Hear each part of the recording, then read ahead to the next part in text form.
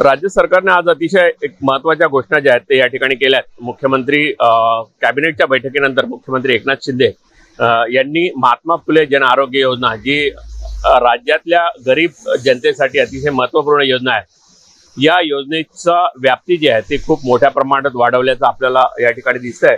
कारण आधी केवळ केशरी आणि पिवळ्या रेशन कार्ड धारकांसाठी असलेली ही योजना आता या योजनेला कुठल्याही रेशन कार्ड बंधनकारक राहणार नाही अशी जाहीर घोषणा जी आहे ती मुख्यमंत्री एकनाथ शिंदे यांनी पत्रकार परिषदेत केली। म्हणजेच महात्मा फुले जन आरोग्य योजनेचा जो लाभ 1.5 लाख रुपयांचा जो लाभ या ठिकाणी होतो आरोग्यासाठी, तो आता महाराष्ट्रातल्या जवळपास 12.5 कोटी जनतेसाठी होणार असल्याचं मुख्यमंत्र्यांनी या ठिकाणी सांगितलं आहे।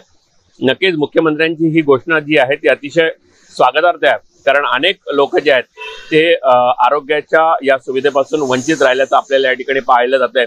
पण खऱ्या अर्थानं राज्याच्या एकूण आर्थिक बजेटमध्ये ही योजना कशी बसेल ही गणितं देखील राज्य सरकारला खूप मोठ्या प्रमाणात जुळून घ्यावी लागणार आहेत। कारण जर आपण आता पाहिलं तर आज महाराष्ट्रामध्ये केशरी आणि पिवळे रेशन कार्ड धारक जे आहेत ते जवळपास 2,20,00,000 जे कुटुंब आहेत त्यांच्यासाठी ही योजना जी आहे ती लागू करण्यात आलेली आहे। म्हणजेच या योजनेसाठी जवळपास 1700 कोटी रुपये जे आहेत ते राज्य सरकार विमा कंपन्यांना प्रीमियर म्हणून या ठिकाणी देतं। म्हणजे ही योजना आपण समजून घेऊया। समजा एखाद्या पिवळ्या आणि केशरी रेशन कार्ड धारक जर शासनाच्या या योजनेमार्फत ऑपरेशनसाठी किंवा वैद्यकीय मदतीसाठी आला तर त्याची नोंद केली जाऊन त्या योजना ज्या आहेत त्या विमा कंपनीकडे या ठिकाणी दिल्या जातात आणि त्याचं ऑपरेशनसाठी विमा कंपन्यांकडे क्लेम केला जातो। आणि त्यानंतर विमा कंपन्या ज्या आहेत ते सरकार एका कुटुंबामागे जवळपास 800 रुपये प्रीमियर जे आहे ते या विमा कंपन्यांना या ठिकाणी देत असतात। म्हणजे 2,20,00,000 जनतेसाठी शासन जवळपास 1700 कोटी रुपयांचा प्रीमियम जो आहे तो या विमा कंपन्यांना या ठिकाणी देतोय। खऱ्या अर्थानं संपूर्ण 2 कोटी लोकांना या योजनेचा संपूर्ण फायदा होतो का, तर नक्कीच नाही। साधारणतः 60 ते 65% योजनेचा लाभ जो आहे तो या ठिकाणी गरीब जनतेला होतो आणि उर्वरित जो विम्याचा हप्ता आहे किंवा विम्याचा प्रीमियर आहे तो या विमा कंपन्यांना या ठिकाणी दिला जातो। एकूण राज्याचं बजेट जर आपण पाहिलं तर 1700 कोटी रुपये आर्थिक म्हणजे जे बजेट आहे आरोग्य विभागाचं ते या एकमेव या योजनेवर म्हणजे जवळपास निम्मे टक्क्यापेक्षा अधिक बजेट जे आहे ते एकट्या या योजनेवर या ठिकाणी खर्च होताना आपल्याला पाहायला मिळतंय। म्हणजेच राज्यातले इतर जे ग्रामीण रुग्णालय असतील, त्याचबरोबर उपजिल्हा रुग्णालय असतील किंवा जिल्हा रुग्णालय असतील, यावरचा जो एकूण खर्च जो आहे तो संपूर्णपणे या योजनेकडे डायव्हर्ट केल्याचं आपल्याला या ठिकाणी पाहायला मिळत आहे।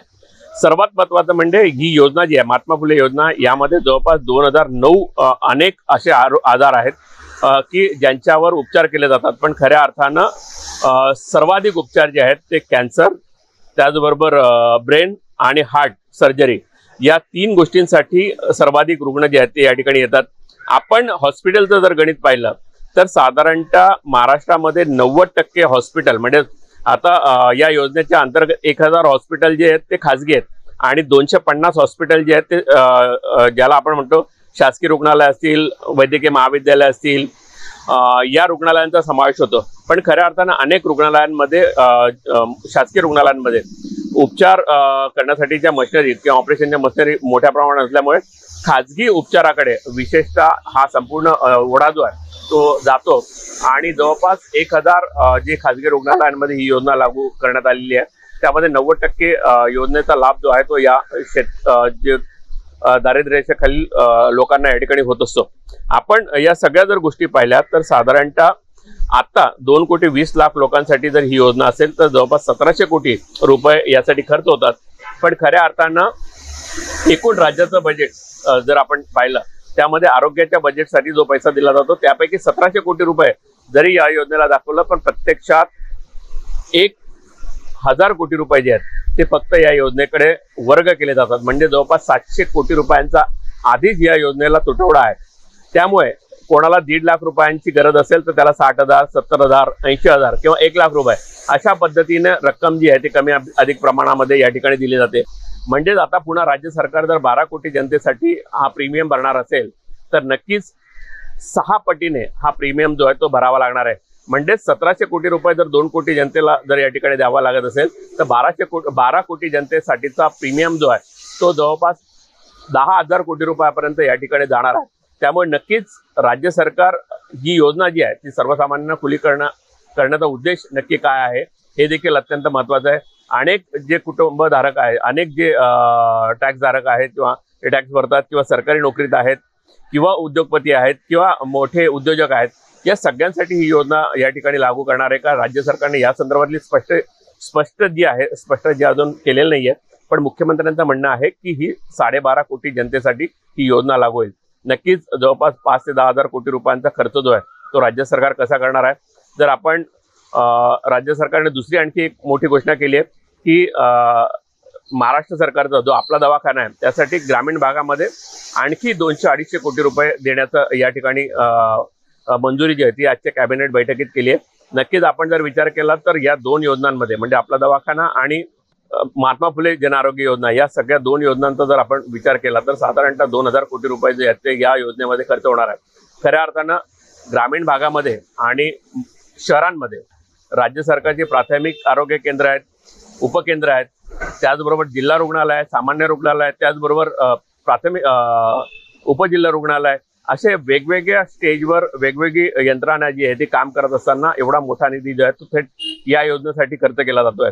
खऱ्या अर्थानं जर आपल्या दवाखान्याचे पैसे जे आहेत ते ग्रामीण रुग्णालयांमध्ये किंवा प्राथमिक आरोग्य केंद्रांमध्ये जर दिले गेले किंवा ती योजना त्या ठिकाणी वळती केली तर नक्कीच मोठ्या प्रमाणावर यापेक्षा अधिक सुसज्ज यंत्रणा जी आहे ती ग्रामीण भागात आहे। त्यामुळे अशा ठिकाणी हे पैसे जर वळते केले तर नक्कीच त्याचा फायदा आणखी अनेक लोकांना होऊ शकतो। पण राज्य सरकारचा अट्टाहास जो आहे तो आपला दवाखाना या योजनेसाठी अधिकाधिक दिसतोय।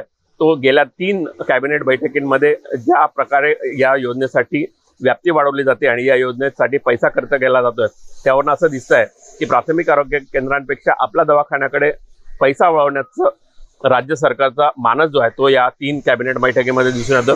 खऱ्या अर्थानं नक्कीच महात्मा फुले जन आरोग्य योजना जी आहे ती अधिक कल्याणकारी या ठिकाणी करण्याचा राज्य सरकारचा प्रयत्न आहे।